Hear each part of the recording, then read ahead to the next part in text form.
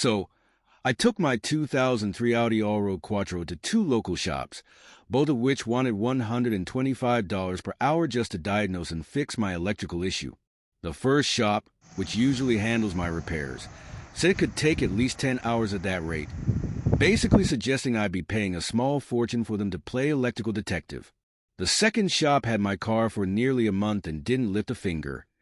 Enter my two Jamaican friends, who promised they could fix it with no problem, and in under 2 hours, every single issue was resolved. As they worked their magic, I realized the root cause was the same shop that replaced my radiator fan months ago. They had left the wires dangling and rubbing against the fan, which eventually wore through. Moral of the story: never trust a shop that treats your car like it's part of a 1-month free trial. Oh, and always get a third opinion. Guess where I'm never going again. Has anyone else had a repair shop leave you stranded or mess something up with your car? What's the wildest experience you've had with a mechanic? Drop your stories in the comments. Thanks again, Thermal and Red. Now, let's see if she has.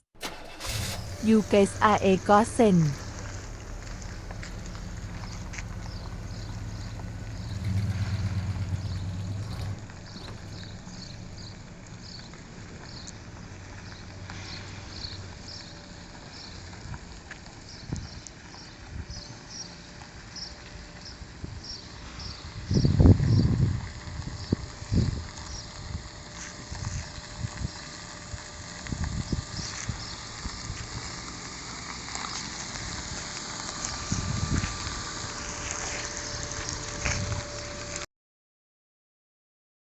To stay connected, you already know how to like, subscribe, and to hit the bell.